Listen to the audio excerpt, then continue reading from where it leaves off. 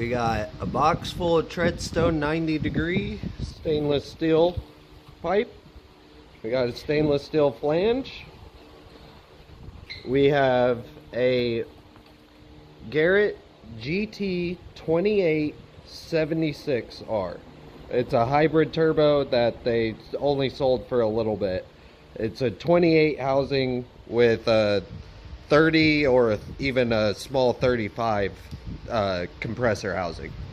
And then paired with that is a stainless steel tile 86AR V-band in, V-band out.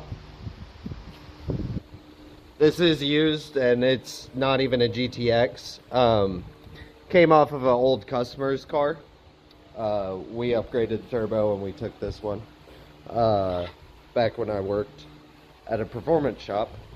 And yeah, I may send it out to get rebuilt, but we have the blown VET and we have news. Okay, so as I just said, the blown VET, and you know, as I discussed, we had a couple options. We could take my bad crank block but good sleeve block and try to transfer some shit over. You'd still have to do machining inevitably, and it would doubtfully be nearly as good as just getting a used engine. Just because you're mix matching parts, you're not going to be able to get it right. They're all used, whatever. So I didn't want to do that route.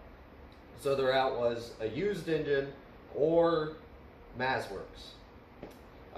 If you're going to build an SR, you might as well send it to MazWorks. They're the best guys. But that's a hefty bill. Right now, used Sr20 VETs, just like this, before I modify them to sit rear-wheel drive, are 26 to 3 grand on eBay. But I was thinking the other day how many engines I've put in this lovely 88 rx7 Turbo 2. We had the original Turbo 2, which was street ported when I got it. The Turbo blew a week after I got it, but we won't count that. Anyway, I did an REW swap. That was 5 grand. Popped on the second test drive because a wastegate line popped off and the previous owner had no boost gun on, so it overboosted, blew an apex line. 5 grand gone. Then threw the Turbo 2 back in there with the REW turbo. That doesn't count either. So then we go to an SR. I did a DET that was built, and it was an O-ring block, and a metal head gasket had been used to install the head, and that doesn't work. You have to use copper head gaskets if you O-ring a block. So that lasted about 5,000 before the cylinder walls were gone. That was 2 grand for the block, and the rest we had laying around, so I don't think I paid anything else. So that's 7 grand. Then I went to the VET, the first one, that block back there that's bad, and it lasted not even 30 miles. It was bad when I got it. I don't even think it lasted 30 miles. I drove to my house, which is like 8 miles away, back, and then right down the road. So maybe 16 miles. Anyway, that was 2 grand, 18 plus shipping. So another 2 grand, we're at 9 grand now. And then I turned around and finally bought this one, which was great. It's lasted 4 years now. It did 2.5 togays on 18 air fuel. And then finally, on that third togay, it popped halfway through. So it was a really good engine, and I should have also didn't learn from my past mistakes. I had not all the safeties turned on yet again, and that's why this one's blown as well. This one was like 2,200, I think. So that's 11. We need shipping and the miscellaneous parts I use. Let's just say 12 grand. I've spent on engines so far for this car. And if you count Turbo 2, REW, Turbo 2, DET-SR, first VET-SR, then the second VET-SR. That's 6 engines I've done. I am done.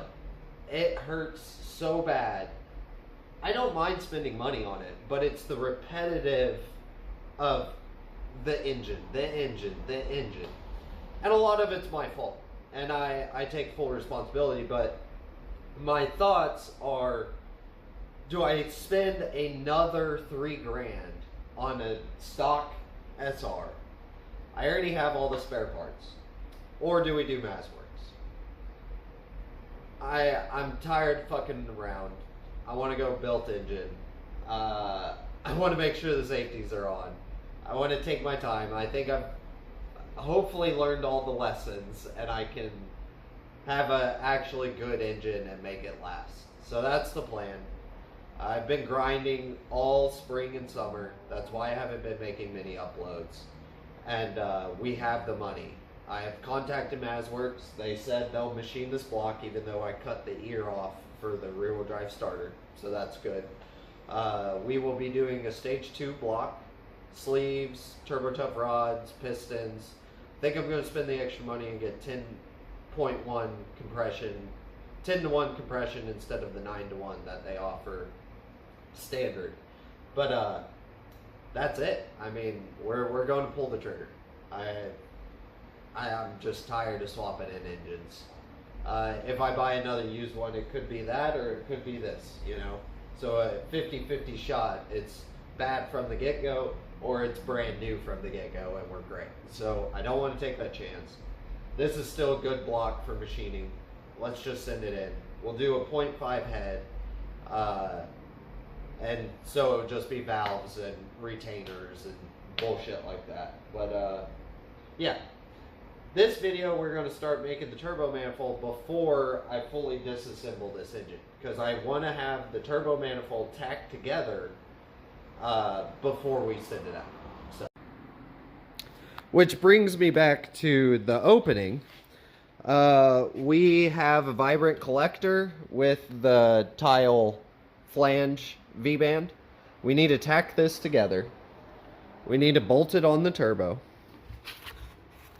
This flange, I made sure this one's from Australia. I don't remember who I ordered it from, but it's specifically meant for a VE. As you can see, we can still port the bottom. The top is flush. Let me turn on my light for you guys. Hell, the whole thing can be opened up. So we may end up doing that when the head gets back, because I don't want to pay them, and I don't want them to port it for me, because that's just extra money. And they said it was 3 to 4 month turnaround time. So I've got to quickly disassemble this, ship it, and then we have to wait 3 to 4 months before I get it back. So the plan right now is to spend a week getting the turbo manifold mocked up, so I'll have all the runners tacked together. So then while this is shipped off, I can sit here and weld the whole thing together. Then, if you guys remember, I'm doing a full new V-mount setup. So I already was V-mount. This is the old radiator. This is the old intercooler.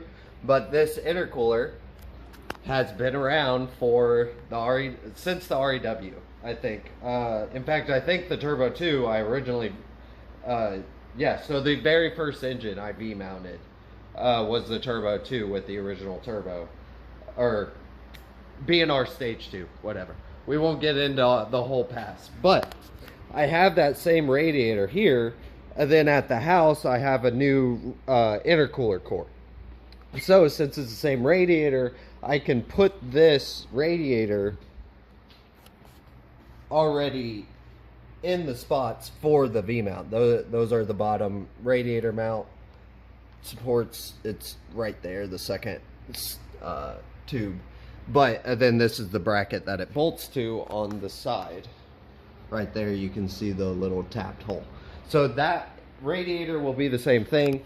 I know as long as I keep the intercooler the same space, same stopping point right here, we won't intrude with the engine.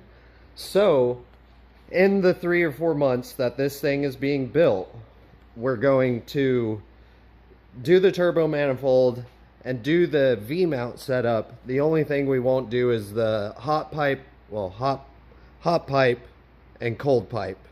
But that would take a weekend once I get the engine back. So this has already been a lot of talking. This is probably a update video by now, but I'm sorry for the not as many uploads. The channel's been suffering. I'm sure you followers want more content, but every time I make a video, it essentially costs me money. So yeah, I had to stop uploading so I could save money, so I could spend money to make content. So yeah, you guys bear with me. We'll cut this video here, and then I'll start mocking up this turbo manifold and next video. So hopefully I'll start having videos back again. The next video will be the mocking of the turbo manifold and trying to figure that out. So you guys hit the like button and subscribe, because not only are we the only Sr20vet in a FC RX7, really any. There's a couple of DET blocks with VE heads, but no VET blocks. For that matter, I don't think any front-wheel drive blocks are in FC RX7s. But we will now have a fully built MazWorks that will be capable of making a reliable 600 horsepower and probably more. And 600 in this is going to be crazy. Just to remind people who haven't seen the channel, stance inverted monotube coilovers, Power by Max full rear end, we just refreshed. So I have all the Power by Max arms. I got still using the factory camber links because I lost too much camber when I went to the Power by Max. But that's fully been refreshed. New bushings everywhere, solid bushings when I did. The front end still needs to be updated, but this thing is a fucking monster. And now hopefully with the built MazWorks engine, I'll be able to get these BMWs on the highway.